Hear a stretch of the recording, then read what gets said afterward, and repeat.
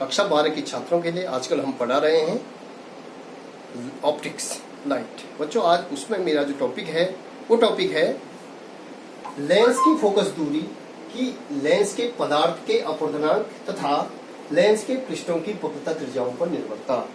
जो हमने previous video में लेंस मेकर सूत्र पढ़ा था formula of refraction for thin lenses, पतले लेंस के लिए लेंस का सूत्र या जिसको हम कहते हैं लेंस मेकर सूत्र। वो बच्चों हमने पढ़ा था कि 1/f इक्वल टू होता है n-1।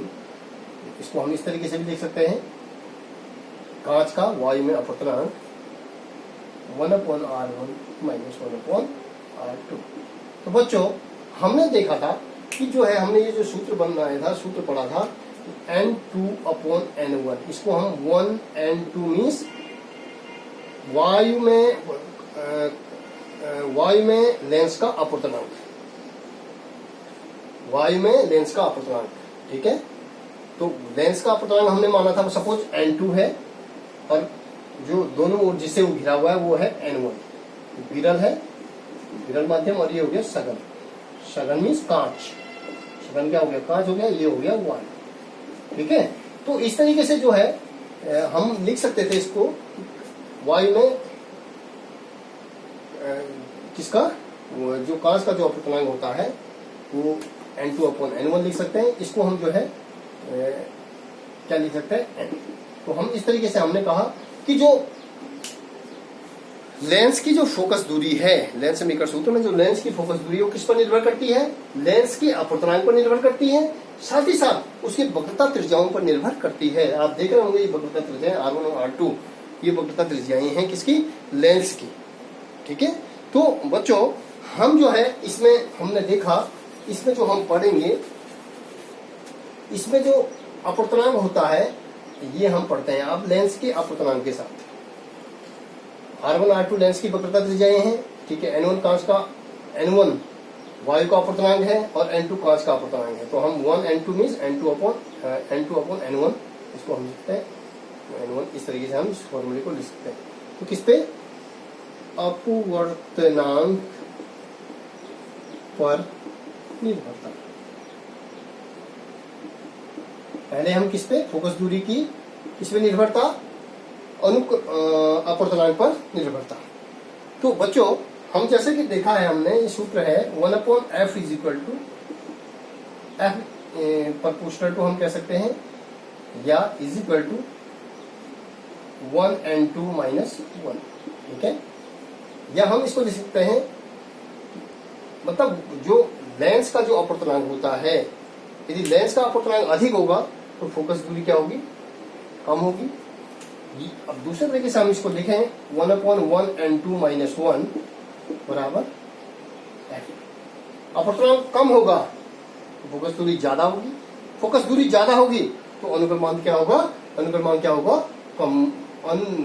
जो है फोकस दूरी ज्यादा होगी तो अपवर्तनांक जो है वो कम होगा, फोकस दूरी कम होगी तो अपवर्तनांक क्या होगा, ज्यादा होगा। तो हम इस तरीके से बच्चों लिख सकते हैं इसको। ठीक है, अब हम देखते हैं बच्चों कि जो इसका मतलब है 1n2 का जो मतलब है वो है कांच का वायु के सापेक्ष जो अपवर्तनांक होता है उसको हम लिखते हैं 1/2, इसको लिखते हैं n2/n1। अब यदि हम लिखें कि कांच का वायु के सापेक्ष अपवर्तनांक, कांच का वायु के सापेक्ष अपवर्तनांक, तो हम इसको लिख सकते हैं, कांच का वायु के सापेक्ष हम लिख सकते हैं ANG। कांच का वायु के सापेक्ष अपवर्तनांक मीन्स ये हो जाएगा हमारा, हम इसको क्या कर सकते हैं, इस तरीके से लिख सकते हैं।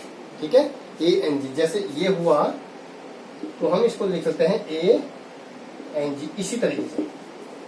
ठीक है, तो बच्चों ये जो है ये अपवर्तनांक, इसलिए जो है यदि हमने कांच को, जो लेंस को कहाँ रखा है, वायु में रखा है, लेंस को कहाँ पे रखा है, वायु में, तो वायु के सापेक्ष जो फोकस दूरी हो जाएगी FA इज इक्वल टू, यदि पहली कंडीशन है यदि लेंस को वायु में रखा हो, यदि लेंस को वायु में रखा है तो फोकस दूरी हो जाएगी 1/f is equal to ANG -1। आप समझ रहे होंगे, मतलब कांच का वायु में जो अपवर्तनांक है जो हमने यहाँ पे लिखा था सेम वही चीज है। ठीक है, ANG इस तरीके से इसको लिखेंगे -1 1/r, ठीक है, R1 -1/R2। तो ये जो है फोकस दूरियां हैं, ये भी क्या है, वक्रता त्रिज्या है। तो वायु में जो फोकस दूरी होगी, जब हम कांच को वायु में रखेंगे, लेंस को वायु में रखेंगे, तो वायु के सापेक्ष जो है फोकस दूरी हो जाएगी 1/Fa = ANG -1। ठीक है, इसको हम समीकरण नंबर 1 मान लेते हैं। इसी प्रकार से दूसरी कंडीशन यदि हम बताते हैं, यदि लेंस को जल में रखा हो, जल अथवा द्रव में रखा हो, यदि लेंस को द्रव में रखा है तब बच्चों हम लिख सकते हैं, यदि हमने लेंस को द्रव में रखा तो ये फोकस दूरी हो जाएगी 1/FL = ये हो जाएगा ANL, मतलब द्रव में जो अपवर्तनांक हो जाएगा ये हो जाएगा बच्चों ANL -1/1/R1 -1/R2। ये सूत्र हमारा बच्चों हो जाएगा। ठीक है, तो ये हो जाएगा बच्चों, ये जो है द्रव में कांच का जो अपवर्तनांक, यदि लेंस को कहाँ रखा हो, द्रव में रखा हो, तो हम इसको लिख सकते हैं LNG -1। आप समझ रहे होंगे, यदि हमने लेंस को कहाँ रखा है, द्रव में रखा है, तो इस तरीके से हम इसको लिख सकते हैं। ये समीकरण नंबर 2 होगी। तो बच्चों हम यदि फोकस दूरी को वायु के सापेक्ष और द्रव के सापेक्ष लिखते हैं, तो हम क्या करेंगे, समीकरण 1 में 2 का भाग देने पर। अब हम करेंगे समीकरण 1 में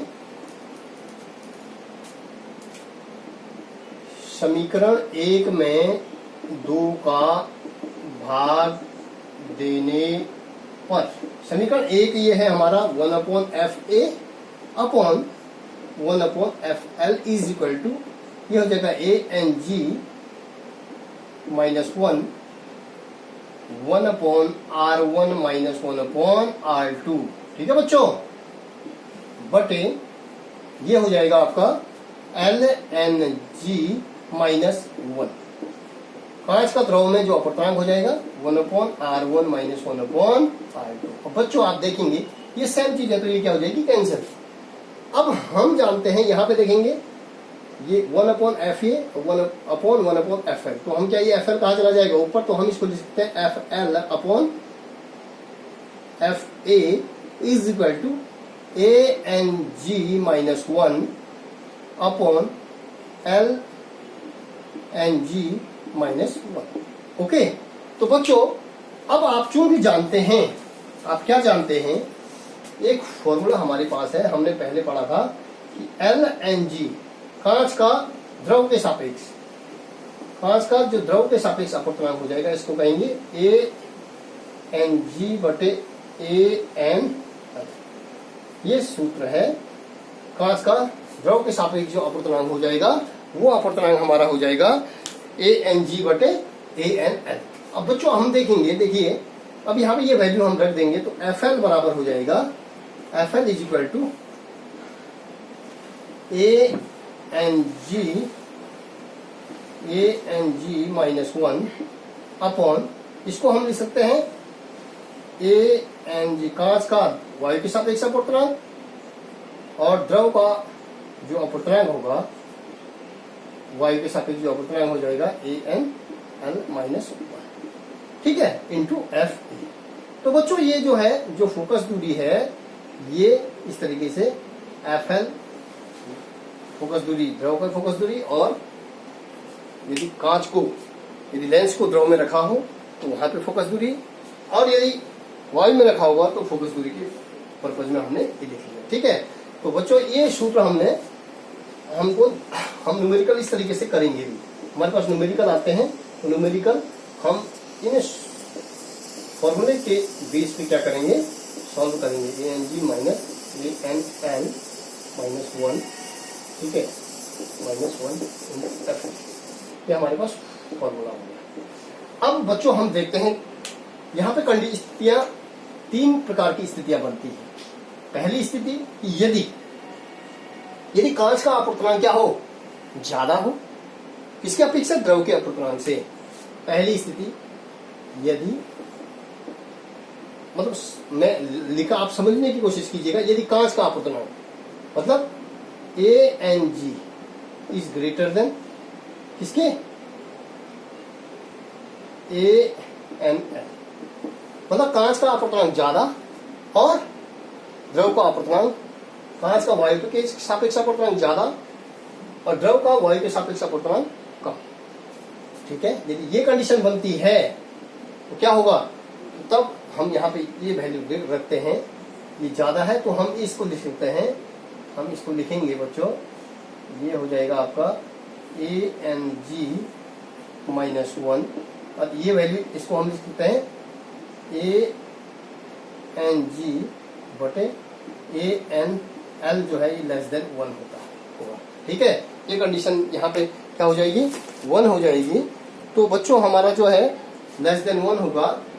ठीक, तो हम इस फॉर्मूले में रखते हैं यहाँ पे FL is equal to ANG -1। कांच का वायु के सापेक्ष अपूर्णांक का होता है 1.5 अप्रोक्सीमेट 3/2 हम लिख सकते हैं, अपॉन ये हो जाएगा आपका 3/2 और ये द्रव का वायु के सापेक्ष जो अपूर्णांक होता है उसको हम लिख सकते हैं 4/3। ठीक है, -1। तो बच्चों ये देखेंगे इंटू Fe। तो क्या होता है कि जब हम कांच को द्रव में डुबाते हैं, जब जो है हमारा अपूर्णांक, कांच का अपूर्णांक ज्यादा और द्रव का अपूर्णांक क्या हो? कम हो, तो उस कंडीशन में जो द्रव की जो फोकस दूरी होती है वो क्या होती है?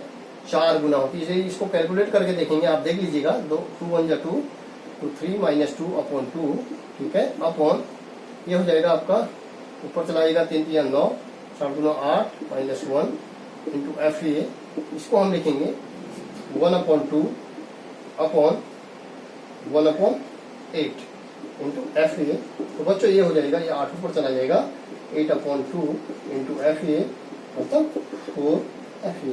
बोलने का मतलब है कि द्रव में जो फोकस दूरी, यदि कांच का अपूर्णांक ज्यादा और किसके सापेक्ष? द्रव के अपूर्णांक से जो है ज्यादा है, तो वहां पर जो द्रव में फोकस दूरी हो जाएगी वो क्या हो जाएगी? वायु में फोकस दूरी के 4 गुना हो जाएगी। तो बोलने का मतलब है कि प्रकृति पर कोई प्रभाव नहीं पड़ता है। यदि कांच का अपूर्णांक ज्यादा है और द्रव का कम है तो उसकी प्रकृति पर कोई प्रभाव नहीं पड़ता है, बल्कि क्या होता है? प्रकृति मतलब उत्तल है तो उत्तल ही रहेगा, अवतल है तो अवतल रहेगा, लेकिन उसकी फोकस दूरी, द्रव में जो फोकस दूरी होगी वो 4 गुना क्या हो जाएगी? वायु की सापेक्ष 4 गुना ज्यादा हो जाएगी। ठीक है बच्चों, दूसरी चीज हमारे पास है कि यदि ANG बराबर ANL, कांच का अपूर्णांक और द्रव का अपूर्णांक क्या है? बराबर हो जाए। तो बराबर होगा, तो बराबर होने के लिए हम इस सूत्र में रखते हैं, ये हो जाएगा ANG -1 अपॉन बराबर हो जाएगा, तो हम लिख सकते हैं ANG किसके हो जा रहा है? ANL के।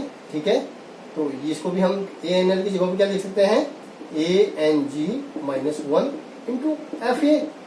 ठीक है, तो ये हो जाएगा 1, तो इससे कट गया, तो ये हो जाएगा ANG -1 अपॉन 1 -1 इंटू Fa। ठीक है, तो बच्चों 1 से 1 कैंसिल हो गया, तो ये हो गया अनंत। 0 से हम यदि इसमें भाग देंगे तो क्या हो जाएगा? अनंत हो जाएगा। तो इसकी जो फोकस दूरी द्रव में, यदि अपूर्णांक समान है, यदि अपूर्णांक क्या हो? समान हो, किसका?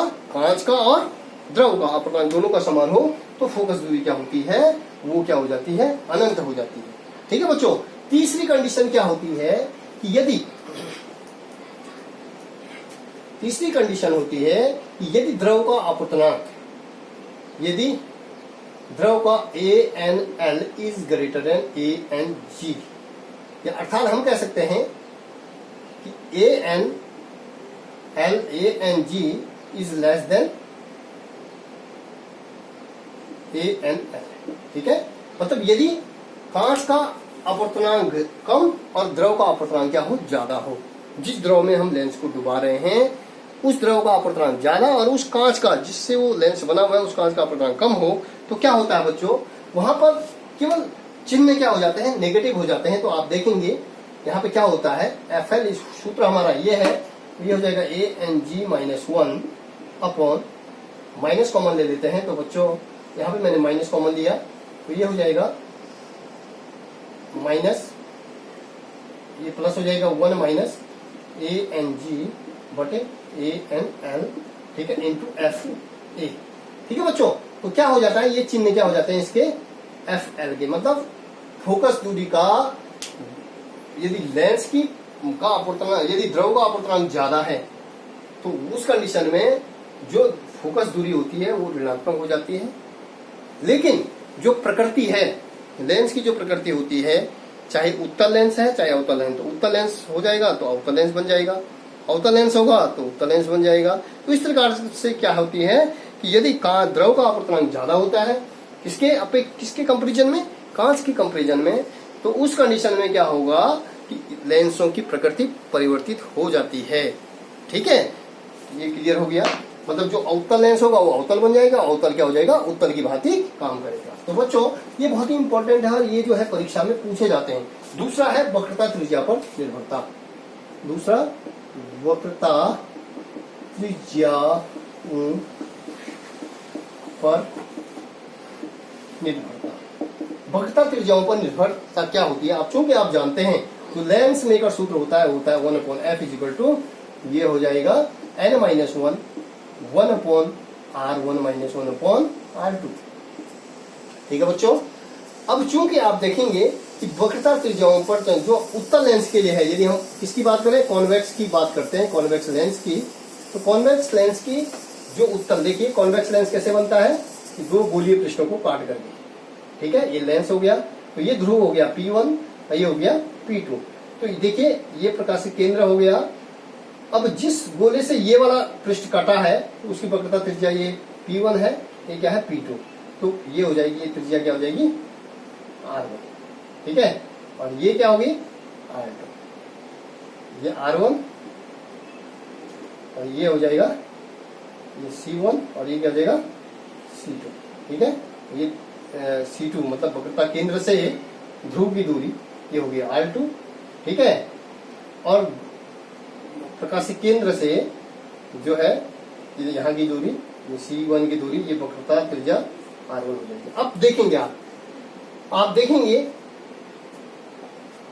कि R1 उत्तल लेंस के लिए क्या हो रहा है, R1 क्या हो रहा है धनात्मक, R1 पॉजिटिव, क्योंकि इसको जो है प्रकाशिक केंद्र से दाईं ओर नापे तो धनात्मक लेंगे चिन्ह परिपाटी के हिसाब से, और R1 क्या हो जाएगा, R2 क्या हो जाएगा माइनस। तो वैल्यू हम यहाँ पे रखेंगे 1/f is equal to n minus 1/r1, minus sorry ये प्लस हो गया, और माइनस 1/r2।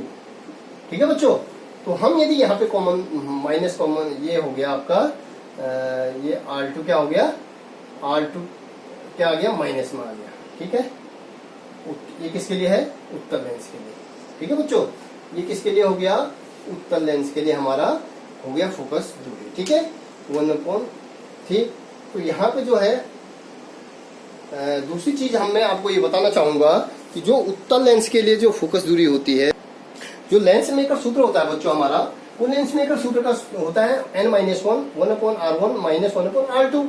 अब R1 की वैल्यू तो पॉजिटिव है और माइनस R2 की वैल्यू क्या है, नेगेटिव हो गया। यहाँ पे आप देख रहे होंगे, तो ये हो जाएगा 1/f is equal to n-1 1/r1 plus 1/r2।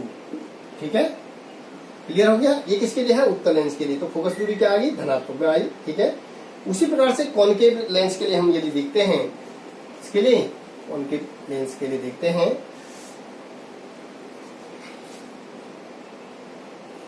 इसको मिटा देंगे।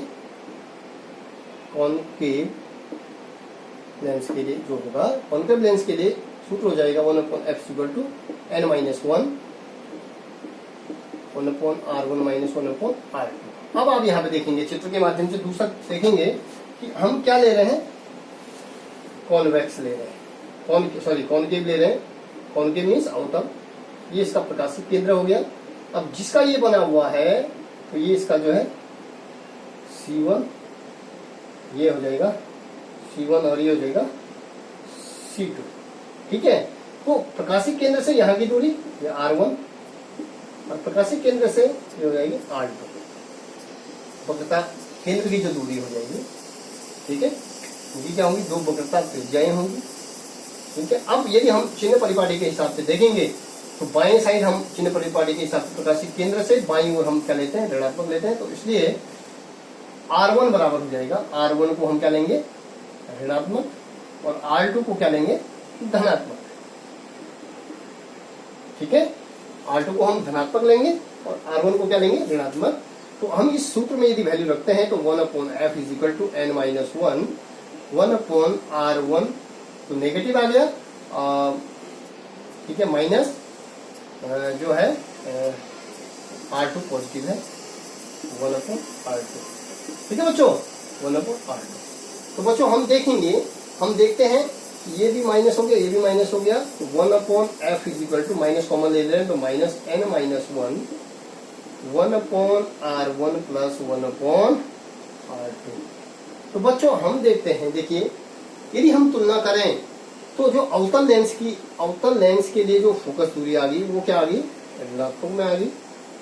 ठीक है, अवतल और उत्तल लेंस के लिए क्या थी फोकस दूरी, उत्तल लेंस के लिए कॉन्वेक्स लेंस के लिए था, कॉन्वेक्स लेंस के लिए फोकस दूरी था हमारे पास 1/f = n-1, 1/r1 - 1/r2। ठीक है, ये प्लस होता है। तो आप देखेंगे बच्चों कि यहाँ पे देखेंगे दोनों चीजें सेम है लेकिन चिन्ह का परिवर्तन हो रहा है। तो उत्तल लेंस की जो फोकस दूरी होगी वो हमेशा किसमें होगी, धनात्मक में होगी, और कॉन्वेक्स लेंस की फोकस दूरी हमेशा धनात्मक में, और इसकी क्या होती है, अवतल लेंस की ऋणात्मक में होती है। ये क्लियर हो जाएगा। यदि हम कहें कि हमारी वक्रता त्रिज्याएं दोनों समान हैं, ठीक है, वक्रता त्रिज्याएं यदि क्या है, समान है, तो हम कहते हैं यदि R1 = R2, तो R1 = R2 हो जाएगा। तो यहाँ पे हम जो है क्या कर सकते हैं, ये हो जाएगा आपका 1/f = -n-1। ठीक है, ये हो जाएगा R एलसीएम आ जाएगा 2/r। ठीक है, F बराबर हो जाएगा, F क्या हो जाएगा हमारा, F = हो जाएगा R/2n-1 माइनस में = क्या, F। तो बच्चों ये जो है इस तरीके से भी हम कह सकते हैं कि फोकस दूरी क्या होगी, ऋणात्मक होगी, और फोकस दूरी ऋणात्मक होगी। और दूसरा जो है कि फोकस दूरी हमेशा वक्रता त्रिज्या की क्या होगी, अनुक्रमानुपाती होगी। कंडीशन कब होगी, जब लेंस की वक्रता त्रिज्याएं समान हैं।